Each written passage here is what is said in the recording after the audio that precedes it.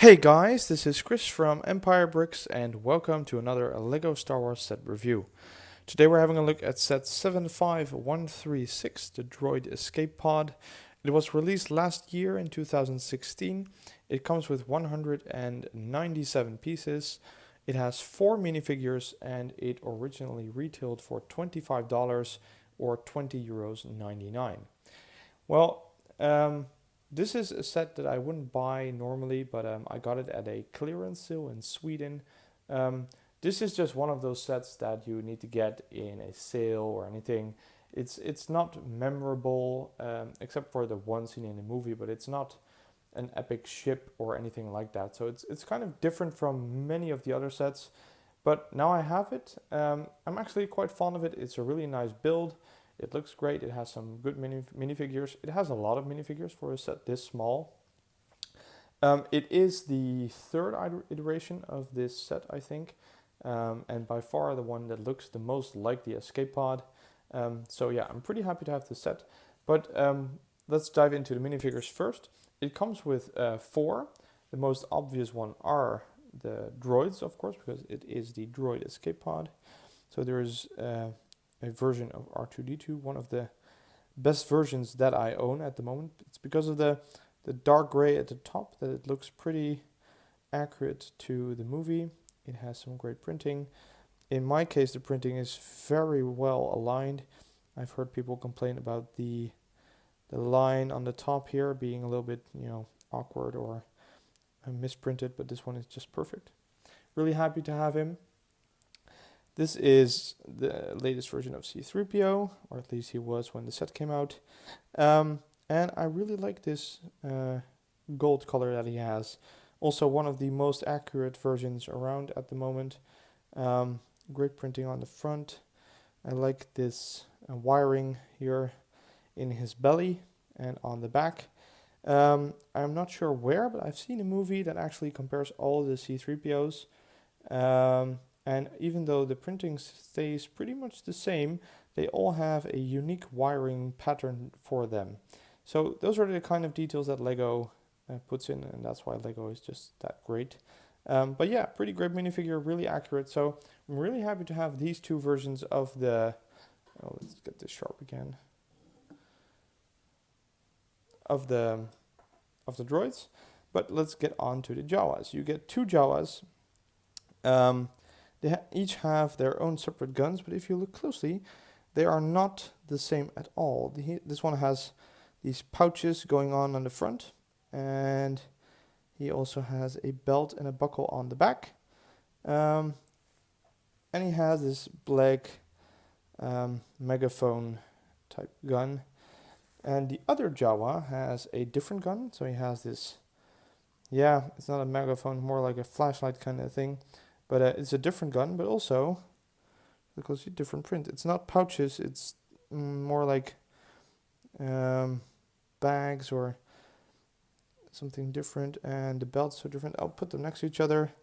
You can actually see that they have different prints on the back as well as the front, even though they're pretty similar. So I think it's pretty neat that they took the effort to put 2 different prints on these figures. It brings the total to 4, which is a lot. Of course, what we are missing are the stormtroopers, but I guess 6 or 5 minifigures would have been too much. But I would have gladly traded one Jawa for a stormtrooper with a desert pauldron or something like that. So that would be great. So those are the figures. Let's get on to the build. It's pretty dense. It feels heavier than you would expect when you pick it up. It looks amazing. It looks almost exactly like the one in the movie, so that's great.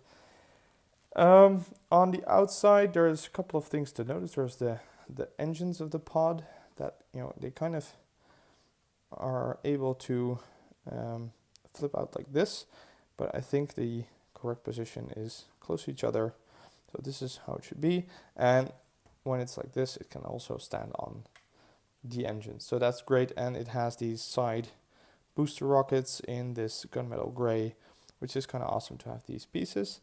And on the front, there's this visor that you might recognize from TIE Fighter kind of builds. I think a MIDI skill TIE Fighter. and it actually allows you to view inside, even though it's pretty dark because it's closed. Last thing on the outside, of course, are the stickers, and that is a kind of a downside, a big downside in my opinion, because the stickers on the outside are murder to put on. The problem is that they have to align with all four to make it look great, and that's pretty hard to do. So I put these two on. I start with this one, then put this one on. That one pretty well. This one though didn't go that well because it got stuck over here. I couldn't move it anymore, so I put it on.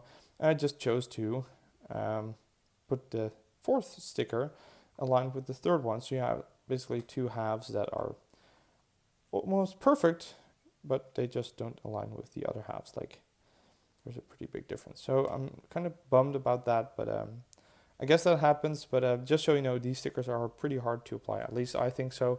And I have done the Resistance Troop Transporter, and that had 24 stickers, and they all went perfect. So I think I'm pretty good at stickers, but these were pretty hard. So next to the inside, let me turn. Yeah. On the outside, it has these two clips which you can use to open it up. And this is where the magic begins, because this is one really detailed set. As you can see, it looks amazing from the inside. There are two more stickers. So you have this sticker, which shows the trajectory of the escape pod and where it's going to land on Tatooine, with some Aurebesh characters underneath. And here, this is supposed to be a window from which you can actually see the Star Destroyer that just swallowed up the Tantive 4. So these stickers are just amazing. They're great. They're very accurate. There is another sticker, but it's harder to see. And that is a sort of control panel on this translucent bracket, or I think it's a bracket. So that's the inside. It has seats for both droids. They are specifically made for both droids. So this part is where C-3PO could sit. Let's get him over. Put him over there. So he could sit over there. And there's a back place where R2-D2 is perfectly built for standing. So they can actually go in there, and then they'll easily fit inside the capsule. So that's pretty cool. They both fit. Not that hard, there's a lot of space, but still, it looks nice. The thing itself is pretty cool as well. You can actually take it out pretty easily. I'm not quite sure if you're supposed to take it out, but it looks great. It's not a speeder, but it could be something like a speeder. It has this red transparent grill pieces on it, and it's attached to these bricks with studs on the sides. So put it back in there. So there's seats, there's a lot of great stickers. You can open it up, you can put the droids in there.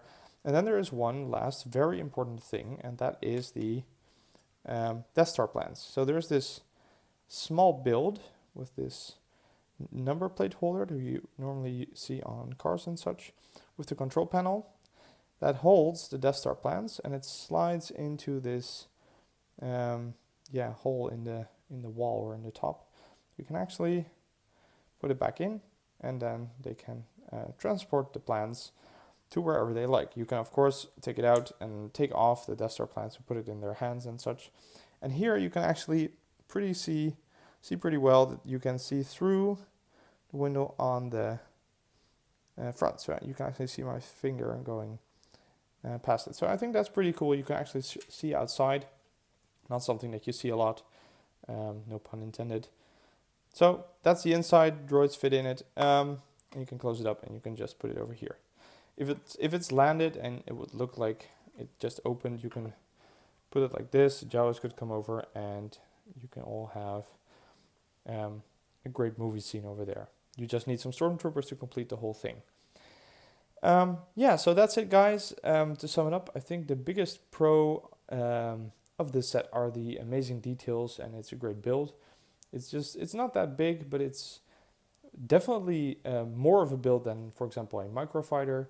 It's priced pretty okay, with 20 euros for almost 200 pieces, $25. So I guess that's pretty fair.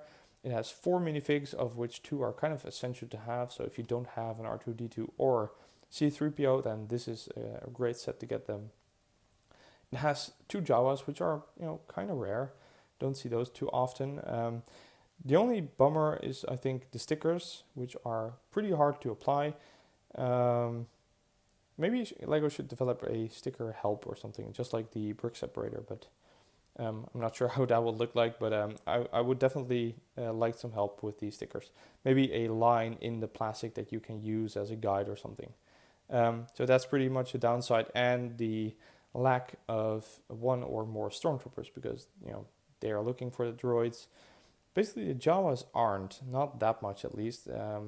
When the pod lands, it's actually the stormtroopers that are in the movie first, and then the Jawas come in. So it's kind of weird to have 2 of them, but still, it's a great set.